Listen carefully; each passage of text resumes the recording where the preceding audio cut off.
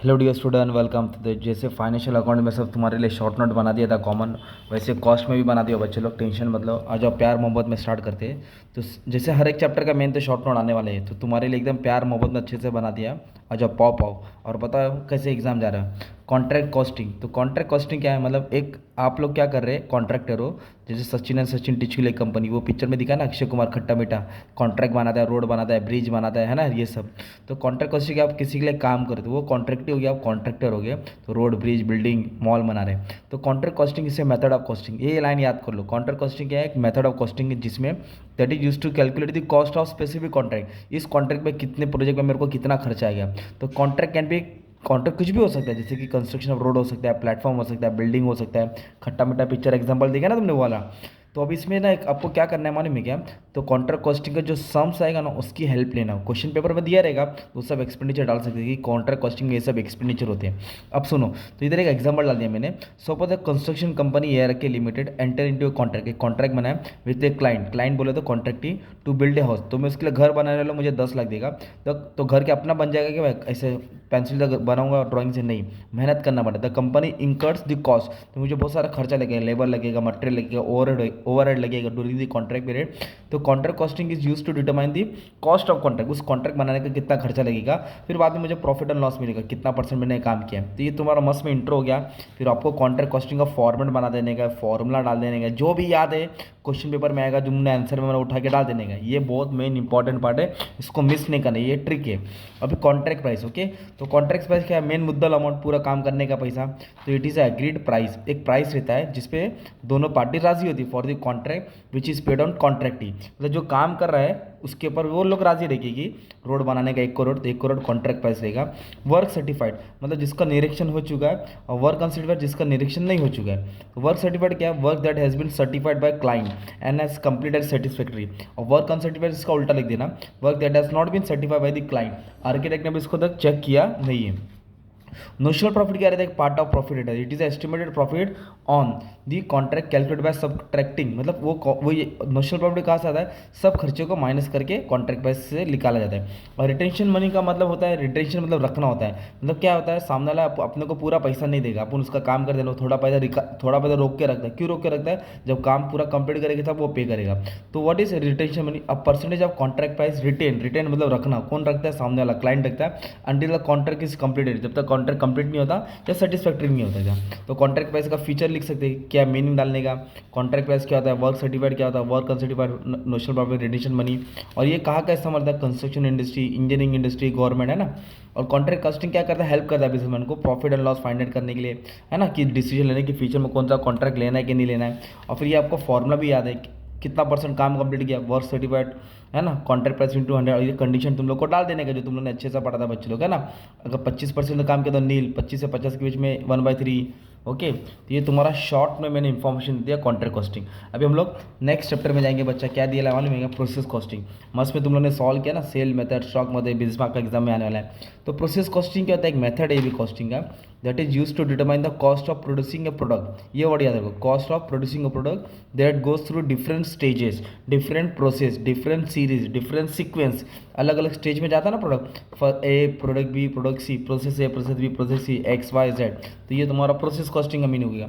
तो अभी जैसे कि मान लो एक प्रोडक्ट लग रहा है बनाने के लिए एक्स, तो वो अलग अलग स्टेजेस में जाता है। जैसे पहले मिक्सिंग होएगा, फिर कुकिंग होएगा, फिर पैकिंग होएगा। जैसे फ्रूटी हो गया ना भाई, तो ये स्टेजेस होता है इसके। Okay, the company wants to determine Frooti Slice, है ना, ये सब। Company want to determine the cost of producing 1 unit, 1 unit बनाने का कितना खर्चा हो रहा है। फिर इसमें बच्चा मैंने बोला ना, एग्जाम्पल डाल देने का, क्वेश्चन पेपर का नाम नंबर चेंज कर देने का है, और प्रोसेस कॉस्टिंग का फॉर्मेट बना देगा। फॉर्मेट, है ना, इनपुट लेके आता है, material, labour, wages, normal loss, scrap value होता है ना, आउटपुट। ये मस्त में लिख दिया, टीचर खुश हो गई। और ये कहाँ इस्तेमाल होता है? मैन्युफैक्चरिंग इंडस्ट्री में इस्तेमाल होता है, केमिकल इंडस्ट्री में इस्तेमाल होता है, फूड प्रोसेसिंग इंडस्ट्री में ये प्रोसेस कॉस्टिंग इस्तेमाल होता है। ये फॉर्मेट तुमको याद है क्योंकि आप लोग ने अच्छे से सम सॉल्व कर दिए। अभी इधर एक ये ब्लैंक्स में भी आ सकता है, ये लाइन भी याद कर लो। नॉर्मल लॉस, अब नॉर्मल लॉस, नॉर्मल लॉस को कंट्रोल नहीं कर सकते, अब नॉर्मल लॉस को कंट्रोल कर सकते हैं। Normal loss is the expected loss, जो लॉस होना होता ही है, ऑफ मटेरियल ड्यूरिंग प्रोडक्शन, काम करते करते वो लॉस होता ही है, it is usually express as percentage, ये परसेंटेज रहता है। तो ये परसेंटेज दिया रहेगा किसका, इनपुट का, 5%, 6%, 10%, ओके। और ये अनकंट्रोलेबल है।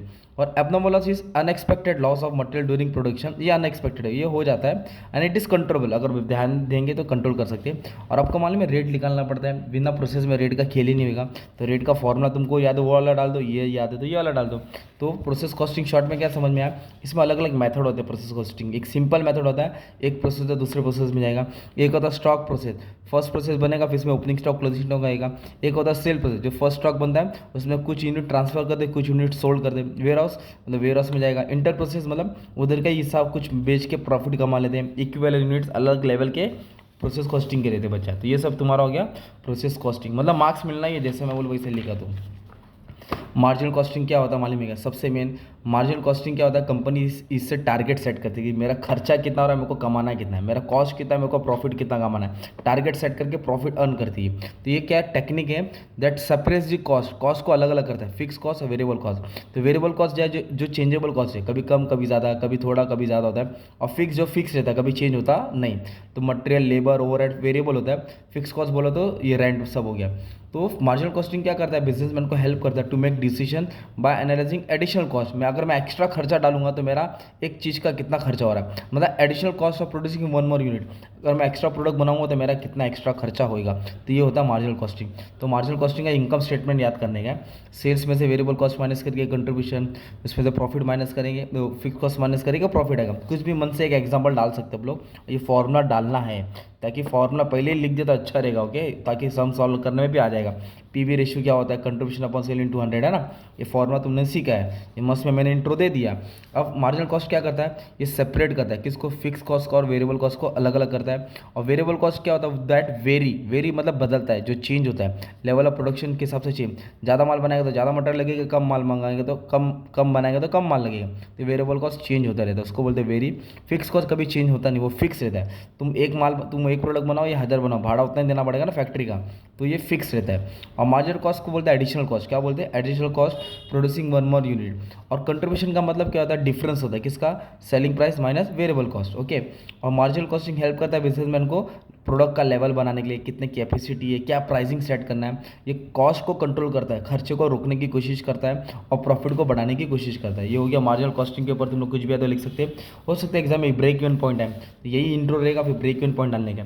तो ब्रेक इवन पॉइंट का मतलब होता है नो प्रॉफिट नो लॉस। मान लो अपने कोई धंधा स्टार्ट किया, 2000 रुपये डाला और तुमने 2000 कमा लिया, तो डाला भी दो, आया भी दो, कॉस्ट भी दो, रेवेन्यू भी दो, तो इसको बोलते हैं ब्रेक इवन पॉइंट। हाँ, 2000 से ज़्यादा कमाया तो तुम्हारा प्रॉफिट होता है। तो break even point it is a point where there is revenue and cost are equal, there is no profit no loss, no profit no loss, जितना डाला उतना आया। तो ब्रेक इवन का तुम लोग ऐसा डायग्राम बना देने का। इधर क्या लिखने का, रेवेन्यू, तो रेवेन्यू जीरो से चालू होता है। रेवेन्यू मतलब इनकम होता है, रेवेन्यू मतलब क्या होता है, इनकम। ये होता है तुम्हारा कॉस्ट, ये क्या होता है तुम्हारा कॉस्ट। तो ये पार्ट में ना कॉस्ट ज़्यादा है, तो कॉस्ट ज़्यादा था तो तुम्हारा क्या हो जाएगा, लॉस, इसको लॉस बोलेंगे।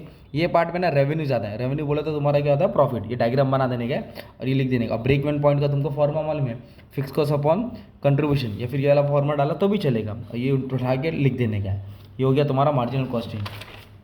स्टैंडर्ड कॉस्टिंग ये भी मालूम है तुम लोगों को। तो स्टैंडर्ड कॉस्टिंग का एक वर्ड याद रखो, टीचर इधर ही खुश रहेगी। इसको बोलते हैं प्री डिटरमाइंड कॉस्ट, मतलब प्री डिसाइड, पहले से ही कंपनी सोच के रहती है कि मैं इतना बनाऊँ तो इतना खर्चा होगा, तो उतना बनाऊँ तो कितना खर्चा होगा। जो कंपनी सोचती है उसको बोलते हैं स्टैंडर्ड, जो होता है उसको बोलते हैं एक्चुअल। जो सोचती है वो स्टैंडर्ड, जो होता है वो एक्चुअल। तो स्टैंडर्ड कॉस्टिंग इससे कॉस्टिंग टेक्निक, ये टेक्निक है that involve setting a pre determined cost for a product, कि ये प्रोडक्ट बनाने का मेरे को कितना खर्चा हो सकता है वो डिसाइड करती है। और ये जो प्री डिटरमाइंड कॉस्ट है ना, इसको स्टैंडर्ड कॉस्ट बोलते हैं। और इसको वेरिएंस एनालाइज बोलते हैं। क्या बोलते हैं, वेरिएंस एनालाइज आएगा तो भी यही लिखना है, वेरिएंस एनालिसिस तो भी यही लिखना है। If the standard cost is more than actual cost, ये लाइन याद रखो। अगर स्टैंडर्ड कॉस्ट ज़्यादा है एक्चुअल से तो उसको बोलेंगे एडवर्स, एडवर्स का मतलब होता है बेकार, ओके। और अगर स्टैंडर्ड कॉस्ट कम है, स्टैंडर्ड कॉस्ट और एक्चुअल में, है ना, तो स्टैंडर्ड कॉस्ट क्या हो गया तुम्हारा, कम है, तो ये तुम्हारा फेवरेबल हो जाएगा। क्या हो जाएगा तुम्हारा, फेवरेबल। और फीचर्स में क्या है, तो स्टैंडर्ड कॉस्टिंग एक pre determined cost of product है, प्रोडक्ट का कॉस्ट का खर्चा कितना को पहले डिसाइड करते हैं। ये इन्वॉल्व क्या करता है, analysing difference between actual and standard, standard और एक्चुअल के पीछे सोचता है। स्टैंडर्ड मतलब सोच के रखना, एक्चुअल जो होता है स्टैंडर्ड कॉस्टिंग हेल्प करता है बिजनेस को कॉस्ट को कंट्रोल करने में। इधर से पॉइंट सब सेम डाल देने का, मार्जिनल कॉस्ट का फीचर सेम ही है, एक ही काम है, कॉस्ट कंट्रोल करता है, प्रॉफिट बढ़ाता है, परफॉर्मेंस क्या करता है, एम्प्लॉय कैसे काम करता है वो देखता है, बिजनेस किस तरह एफिशिएंटली काम करता है, प्रोडक्शन हो रहा है कि नहीं वो देखता है।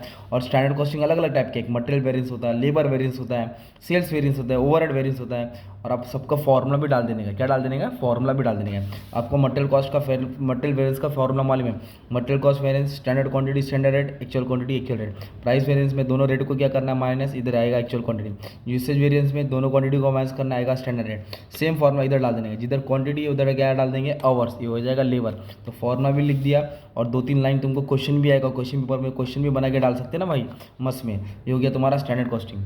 अब नेक्स्ट हमारा क्या आ जाएगा, नॉन इंटीग्रेटेड सिस्टम। एक इंटीग्रेटेड होता है, एक नॉन इंटीग्रेटेड होता है, कॉस्ट कंट्रोल। तो नॉन इंटीग्रेटेड का मतलब ही ये होता है कि अलग अलग होता है, देखो। तो नॉन इंटीग्रेटेड को क्या बोलते हैं, इंटरलॉकिंग सिस्टम होता है, ब्लैंक्स में a system in which cost account are distinct from financial account. मतलब कॉस्ट अकाउंट और फाइनेंशियल अकाउंट अलग अलग बनते हैं, दोनों अलग अलग होता है। और इंटीग्रेटेड में दोनों एक साथ बनता है, इंटीग्रेटेड में दोनों एक साथ, नॉन इंटीग्रेटेड में दोनों अलग अलग, क्या बोलते हैं, दो अलग अलग बुक बनता है। कॉस्ट का अलग बुक बनेगा, फाइनेंशियल अकाउंट का अलग बुक बनेगा। तो इसका खासियत क्या है, सेपरेट बुक, कॉस्ट की अलग, फाइनेंशियल अकाउंट की अलग। इसमें डबल एंट्री इस्तेमाल होता है, क्या इस्तेमाल होता है, double entry system, debit credit. Cost manual मतलब types of transaction involve in accounting का न्यूमरस बहुत सारे होते हैं। तो cost manual is prepared by staff. इसमें क्या है, कॉस्ट के रिलेटेड ट्रांजेक्शन रिकॉर्ड होता है, किसके related, cost, costing, production, factory. Voucher मतलब क्या होता है, as in case of financial accounting system transaction record in the cost journal voucher. कहाँ रिकॉर्ड होता है, कॉस्ट जनरल वाउचर। किधर रिकॉर्ड होगा, कॉस्ट जनरल वाउचर, वर्ड याद करने का था। फिर अकाउंटिंग कोड होता है इसका, मतलब each entry is debit and credit to cost account. मतलब एक का डेबिट एक का दूसरा क्रेडिट इफेक्ट होगा। और इसका लेजर बनता है, क्या बनता है, लेजर। अब आपको लेजर मालूम है क्योंकि आपने लेजर देखा है ना। तो क्या क्या लेजर बनता है ये नाम याद करने का। सबसे पहले मेन होता है कॉस्ट लेजर, जो इनका पप्पा होता है। फिर आता है स्टोर लेजर, स्टोर लेजर में मटेरियल आता है, वर्क इन प्रोग्रेस जो तैयार हो रहा है, फिनिश गुड जो रेडी हो जाता है। तो स्टोर लेजर बोले थे आलू, वर्क इन प्रोग्रेस मतलब आलू को तेल में डाला, और फिनिश गुड बोले तो वड़ा पाव हो गया। तो ये कॉस्ट लेजर जिसमें सब खर्चा आता है। कॉस्ट लेजर सबसे मेन है, जो बैलेंस होता है, जो सब ट्रांजेक्शन को ट्रांसफर करते हैं, बाद में अलग अलग अकाउंट्स बनते रहता है। ओके, ये सब शॉर्ट में डाल देने का है। फिर वेजेस का खर्चा बनता है, फैक्ट्री का खर्चा बनता है, वर्किंग प्रोग्रेस। तो आपको एग्जाम में क्वेश्चन पेपर में ना ऐसा सम आने वाला है, देखो ये सब सम आएगा, ये सब नाम भी दिया रहेगा, वही उठा के डाल देने का, ये एग्जाम्पल डाल देने का तुमको। ओके, और एग्जाम में ये आ गया ना, कौन सा वाला आ गया, मान लो इंटीग्रेटेड आ गया। तो इंटीग्रेटेड मतलब होता है जॉइंट हो जाता है, सिर्फ इसका उल्टा डाल देने का। या फिर तुम लोग गूगल में डालेंगे ना डिस्टिंग्विश, नॉन इंटीग्रेटेड सिस्टम और इंटीग्रेटेड डिस्टिंग्विश डालो तो फटक से आएगा, वो तुम लोग उठा के पढ़ लेना। ओके, लास्ट चैप्टर से भी कुछ शॉर्ट नोट आ जाएगा, लाइफ साइकिल कॉस्टिंग। तो लाइफ साइकिल कॉस्टिंग क्या होता है कि वो प्रोडक्ट का लाइफ क्या है, वो प्रोडक्ट की लाइफ क्या होता है। हर एक प्रोडक्ट का लाइफ होता है, तो ये प्रोडक्ट की लाइफ। तो इसमें एक ऐसा आपको 5 चीज़ बताने हैं, ये तुमने मार्केटिंग में ही पढ़ा था। तो प्रोडक्ट का 5 स्टेज होता है। सबसे पहले होता है डेवलपमेंट स्टेज, इधर प्रोडक्ट बनता है। फिर जैसे आईफोन 18 बन रहा है, फिर बाद में जैसे बनेगा तो दिवाली में लॉन्च होएगा तो ग्रोथ होएगा, तो दिवाली में लॉन्च होएगा। फिर 6 महीने के बाद उसको सैमसंग टक्कर देगा, मैच्योरिटी बोलेंगे। 1 साल के बाद नकली हो जाएगा, डिक्लाइन हो जाएगा, और वो खत्म हो जाएगा। इस तरह प्रोडक्ट का लाइफ साइकिल चलता है। कैसे बनता है, आता है, छाता है, टिकता है, गिरता है। बनता है, आता है, छाता है, टिकता है, गिरता है, इसको बोलते हैं प्रोडक्ट का लाइफ साइकिल।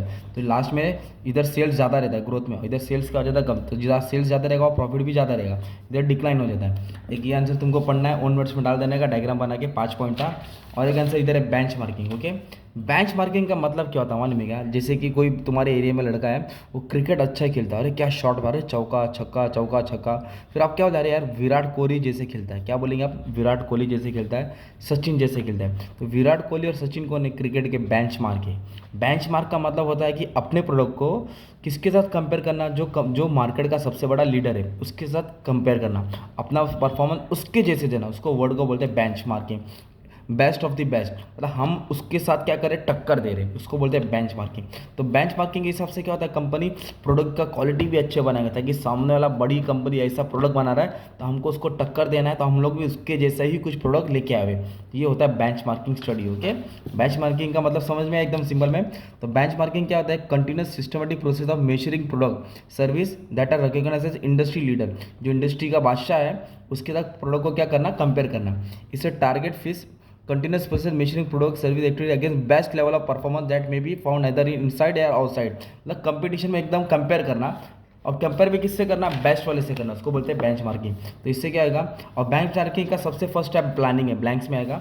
और बेंच मार्किंग से क्या होता है, कंपनी का प्रोडक्ट अच्छे से बनेगा, कंपनी को स्ट्रेंथ मालूम पड़ेगा, वीकनेस मालूम पड़ेगा, फिर अच्छा मेथड इस्तेमाल करेंगे, फिर अच्छी प्रोडक्ट अच्छी सर्विस बनाएंगे, अच्छा क्वालिटी अच्छी क्वांटिटी में बनाएंगे, फिर कंपनी के मैनेजर अच्छे से लीड करेंगे। तो इस तरह कंटिन्यूस इंप्रूवमेंट रहेगा, अच्छा नेटवर्क बनेगा, कंपनी का नाम होगा, शोहरत होगा। ये बेंच मार्किंग का फ़ायदा है, एक ये लिख सकते हैं। और एक लास्ट तुम्हारा ये आएगा, ये ABC analysis, activity based costing बोलते हैं उसको। क्या बोलते हैं, अलग अलग एक्टिविटी को देखो कंपनी में अलग अलग एक्टिविटी होता है, उसका हिसाब किताब लगाने को बोलते हैं एक्टिविटी बेस्ड कॉस्टिंग। क्या बोलते हैं, एक्टिविटी बेस्ड कॉस्टिंग। तो एक्टिविटी बेस्ड कॉस्टिंग एक मॉडर्न मेथड है जिसमें अलग अलग एक्टिविटी को डिवाइड करते हैं। जैसे कि कंपनी में तुम देख सकते हैं कि अलग अलग काम होता है, मटेरियल होता है, लेबर होता है, उसको यूनिट्स के हिसाब से देखेंगे, परचेस होता है, इंस्पेक्शन, उसको बैच बनाते हैं, इक्विपमेंट प्रोडक्ट, उसको प्रोडक्ट लाइन देखते हैं, बिल्डिंग डेप्रिसिएशन, उसको सपोर्ट। तो ये होता है एक्टिविटी, क्या होता है, एक्टिविटी बेस्ड कॉस्टिंग। मतलब अलग अलग चीज़ का अलग अलग एक्टिविटी होता है। ओके, तो इतना शॉर्ट में बस बताने का था कि जितना हो सके उतना कर लो। आगे का 4 पार्ट है तो भी चलेगा, बस आपका काम है अच्छे से ध्यान देना है, ठीक है। तो बस जितना हो सकता उतना मैंने ट्राई किया बच्चों लोग। All the best for exam, love you all. अब इकोनॉमिक्स और कॉमर्स का भी बना देता हूँ ताकि तुम्हारा काम आसान रहेगा। देखो थोड़ा थोड़ा नॉलेज से थोड़ा थोड़ा तो बच्चा लिख सकता है, इतना ही बोलने का था। ओके, चल भाई थक गया यार, देखो तुम्हारे लिए देखो आ रहा हूँ, सुबह का टाइम हो गया, 7 बज गया है, अब शाम तक बच्चे आ जाएंगे। ओके, ये अपना भोला वाला प्यारा वाला सेटअप रहता है। इस तरह अपन क्या करते हैं, मोबाइल को रखते हैं और चालू हो जाता है। चलो दुआ में याद रखना।